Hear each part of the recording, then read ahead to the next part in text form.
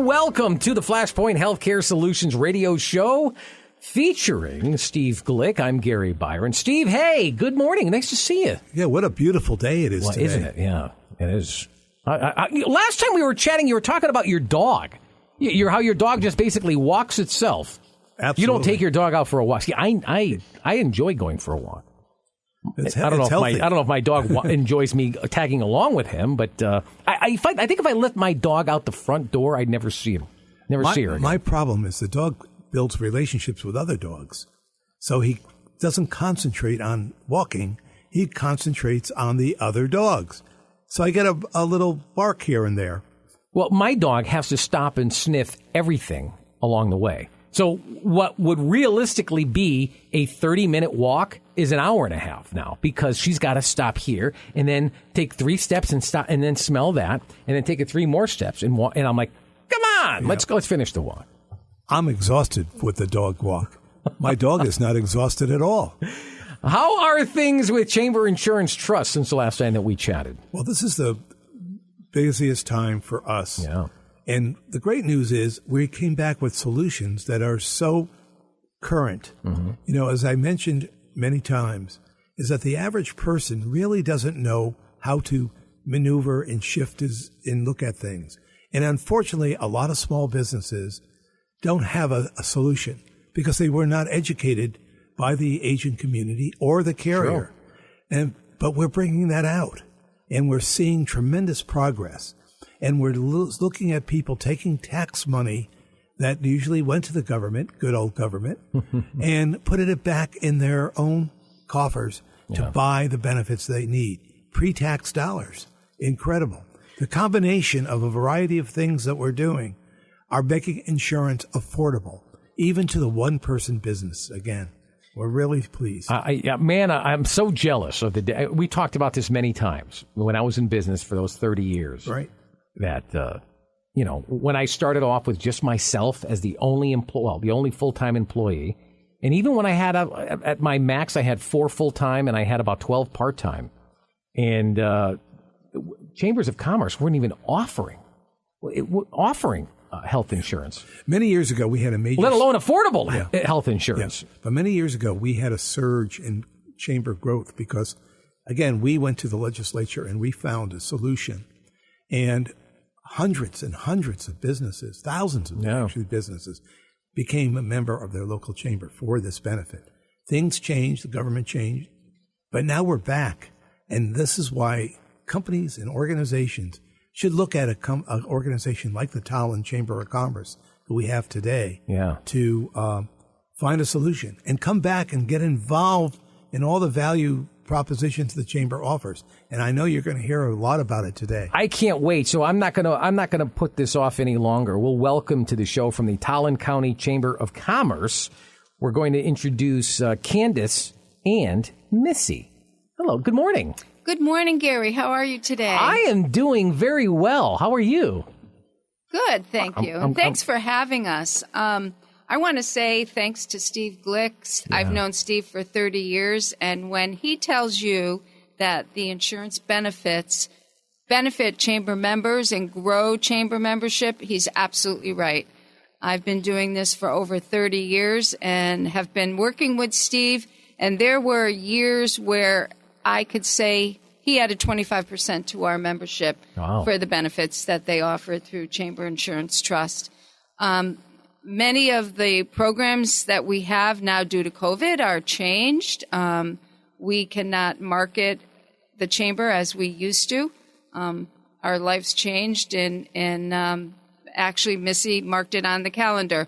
The day the world changed, the day that we heard the governor say, we're shutting down for 2 weeks. So for 2 weeks, we said, we can handle 2 weeks. We notified our restaurants. We did all the due diligence that we could to keep our members informed of what was going on. And after the 2 weeks passed, then we started helping our members with the PPP programs, which meant, as you know, Gary, they needed desperately small businesses.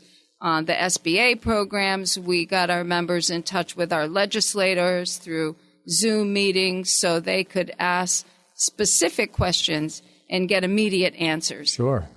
Because as a small business, and I think you alluded to being a small business owner, you feel like nobody's listening to you and you have no idea where to go. So I think in the whole realm of chamber world, it's changed significantly. Missy, who is my coworker at the chamber, started in January. So she had exactly 4 weeks to figure out what the heck was going on in chamber world. But it was lucky for us because she brought in a different perspective of how chambers would be working in the future. I think I had the mindset of a 30-year executive director that did things certain ways. Yeah, I want to go there I want to maybe go in chronological order and bring people up to the modern day. I'm so glad that you mentioned that you had been in the chamber for 30 years. What is the old school mentality of a chamber of commerce? Because what I'm going to do is play compare and contrast in just a moment. Mm-hmm. We're going to bring it more up to date in just one moment. But let's go back to what it was like 30 years, even 20, maybe even 10 years ago.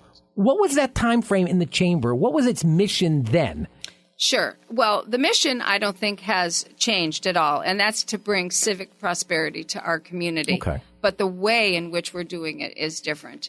And, it used to be years ago, it was a community-minded thing to do, to have the plaque on the wall that said you were a proud member of your local Chamber of Commerce. And it is a community-minded thing to do. But the way that we get the message out is what has changed significantly.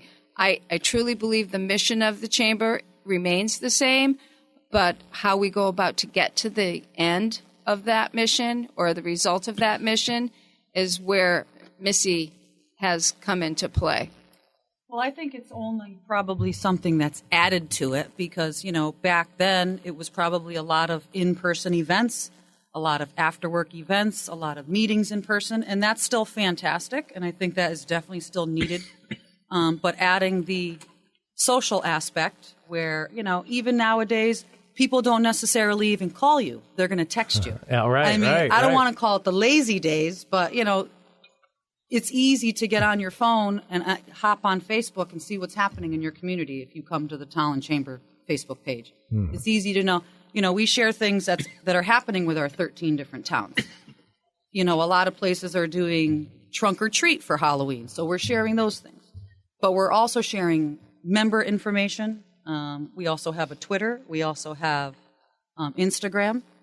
So social media is really at the forefront now. Definitely. Yeah. And you use it, is it to recruit or to showcase or highlight the Chamber's benefits? So what we started doing more social media when I came along, not to take away from what the ladies did before. Yeah. But again, I think the most important thing is social media. Maybe not the most important, but really high up there. So what I did was I started with our member spotlight, and instead of being able to have events at places, we would take pictures, we would kind of interview people, and we would get what's happening right now. So instead of seeing them in person, we were sharing them online and socially. How important is networking to the Chamber?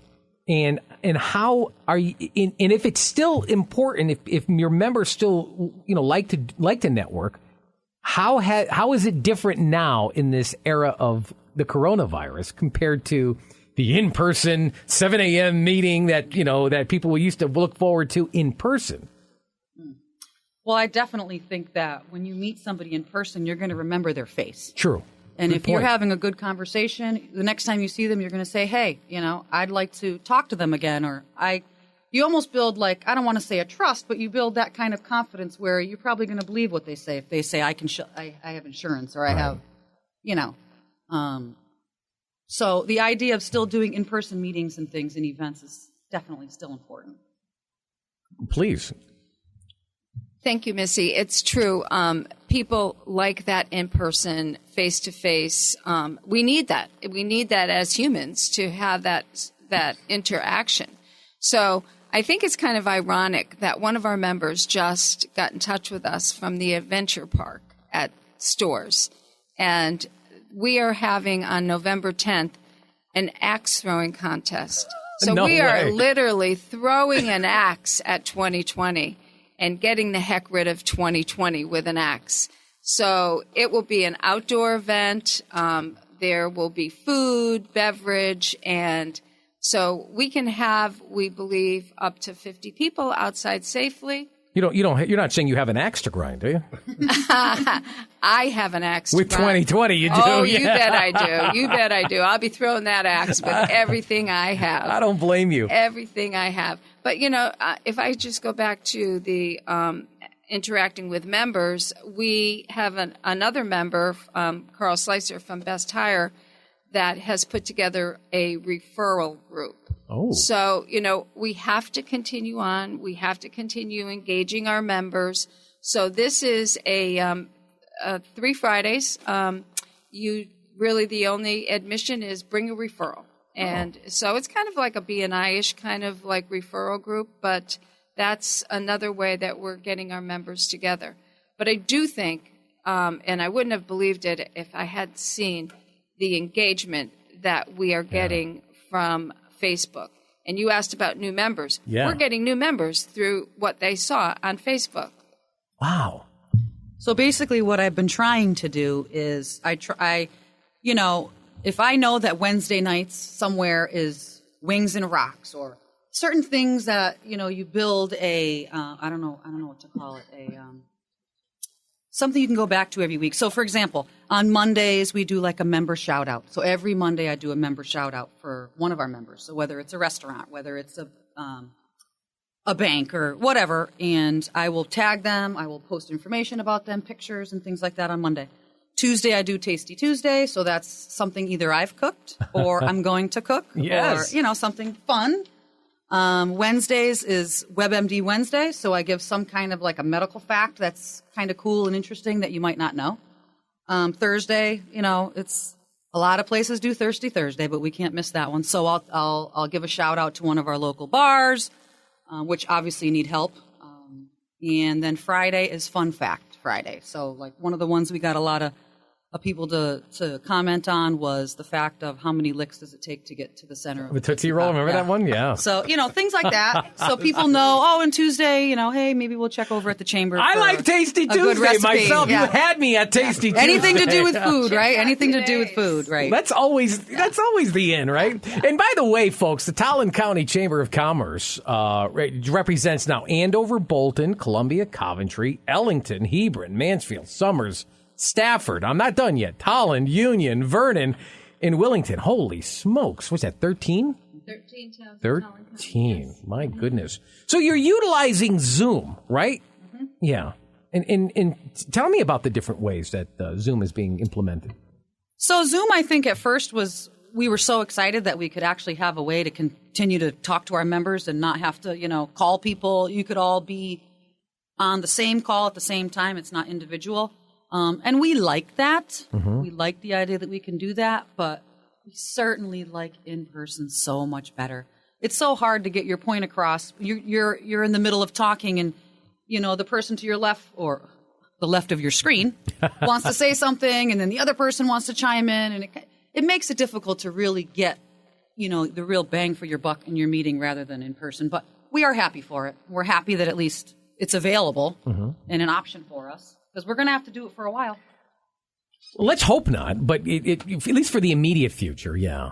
Actually, we tried doing our board meeting in person. We had at Manili's Lodge in South Windsor, which is a beautiful place. Yeah. We were safely distanced. It was a beautiful day. We had the door open, the fresh air, and there were a few people that still didn't feel quite comfortable with that. So we are going back to Zoom board meetings. So we were a bunch of us were in person, and then we had some people who Zoomed in, so we had the iPad set up. You had a double whammy. You had the online and you had the in-person. There was something that one of you said a little while ago that really caught my attention, and it was that people aren't really dropping off the Chamber of Commerce during these crazy times in business, particularly the small mom and pops. I think I mentioned this last week with Pam Staneski from another chamber in the state where the mom and pop seem to always get the brunt of it. You know, if you're a part of a chain or part of a franchise, there's corporate structuring, there's support that the mom and pops just don't have. Oftentimes, it's just their life savings that they've poured into this business that they've been, even those that have been in operation for, 20, 30 years, you'd think, oh, they're going to be fine. It's still a mom and pop. But here you are, not only retaining the businesses that were part of your chamber prior to the pandemic, you're actually recruiting and successfully brand new businesses, new members of your chamber. What do you attribute that kind of success during these very unique times in business? What do you attribute that to? Well, I think I can answer that question. During just March and April, we had 6 members that just signed on through our website. We have a website called Chamber Master, and it's very easy, very user-friendly. And people, if you Google it, Tolland County, it comes up in one of the first searches. But what I was going to say is that we literally handheld so many small businesses through the PPP process. Right. When they were really freaking out. When they really, really needed help. They didn't understand that if their employees went on unemployment, that in Connecticut, you did not have to pay, the business did not have to pay unemployment tax, the increase that you get usually when someone goes on unemployment. Those are the kinds of informational tidbits that we gave our members that made them become lifelong loyal members. Because 95% of our businesses are small businesses. And we literally handheld them and helped them through this whole process on the phone, on the SBA screen. They were on one computer, we were on the other, walking them through how to do it. Those people we renew in October, and our renewals, knock on wood, have been fantastic because people appreciate what we did for them. It's incredible, Candace, that a time that you would think would be the most challenging, you were met with incredible success. That's really kudos to your board, to your leadership, as well as the members of your, of your chamber. You would, because of all that, you would think it would be a challenging time. But are there questions when someone is on the fence, when there's a small business that's on the fence saying, I know I should join, but oh boy, I don't know if this really isn't the right time, or why is it the right time? Well, my perfectly good answer would be if you were to think about advertising and marketing your business and how much it costs, even in a newspaper, let's say. Sure. And I don't mean to throw them under the bus, but it could be hundreds of dollars. Oh, it is. To join our chamber, the majority of members would pay $1 a day. Literally $1 a day. So if you want to get the name of your business out there, you join the chamber. We're going to do everything we can to get your name out there for literally $1 a day. That could, for what the cost is for a full year, could cost you that in one marketing in a newspaper. So really, it's a no-brainer. And plus we have tons of ideas of exciting things hopefully to come in the near future. Oh, I want to come on. You can't give me Missy. You can't give me a tease like that and not fulfill that. So, what are some of the future plans in the works? Well, I'll start it off. So, one thing that we know we're going to redo is we had the business showcase that was supposed to be in the spring, which we had to postpone to, and that again was at Meneely's in South Windsor. Sure. We had to postpone that, but as soon as we can have it, hopefully in the spring, if not towards the fall, we're going to do another health fair. We did that right when I started, actually, at the beginning of this year. We did a health fair, which turned out really nicely at the Visiting Nurses in Vernon. We're going to do that again. We had everybody from Reiki to, any kind of holistic to people who would do, chiropractors, crystals, right. And it wasn't all just that kind of stuff. It was, health foods and vitamins and all natural, cleaning agents and all kinds of things like that. So we want to do that again. And then we were thinking for all these people who didn't get a chance to sell their goods at the Big E, at the Harvest Fest, at the Woodstock Fair, people who really had a lot of money invested in these items that they were going to sell, they have nowhere to do it. We want to do something as well to maybe bring that together. Yeah. And then the most exciting thing, I think, would be we want to do a food truck festival. Oh. And I know that's a big thing right now. We were hoping to get it in this fall, but rules and regulations and sign-ups and things like that, we really couldn't do it. But that's our biggest thing that we're looking forward to. And who doesn't like to eat and have some cocktails? Well, of course, exactly. And having the events in person, I know Bruce and Sandy. I know the people at McNeely's. I know them. I've known them for a long, long time. And that's an industry that's hurting as well for restaurants, but banquets, the wedding and the event industry has been hit hard. And I think one of my final questions that I have with you guys is the chamber being a resource for businesses. In other words, if I had a small business right now in your district, that you have your chamber, I would look for some resources. How can I realize you're only going to get out of something what you put into it. Just because someone's a member of anything doesn't mean that, I'm not going to be a part of that because, did you go to any meetings? No. Did you what did you put into it? Nothing. Well, there you go. You're not going to get anything out of it neither. It's any organization is only as good as your involvement. But these with these times and people wanting to network in the social interaction and helping their businesses, make no mistake about it. There are businesses that are still open. Granted, it's a different form of operation with hours and so on and so forth. But I'm looking for a resource, and it sounds like that's exactly what you provide, right?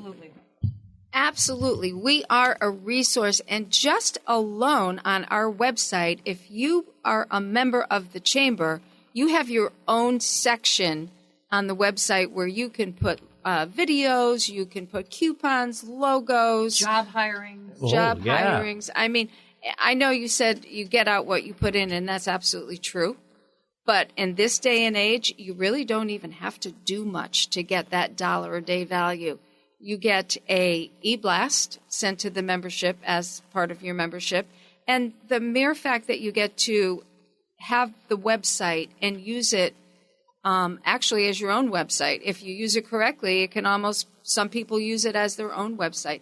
Through social media, you really don't have to do all that much in person to get value for chamber members. And then there's the benefit side, where you, as being part of an organization, you have things like Chamber Insurance Trust is offering for Flashpoint.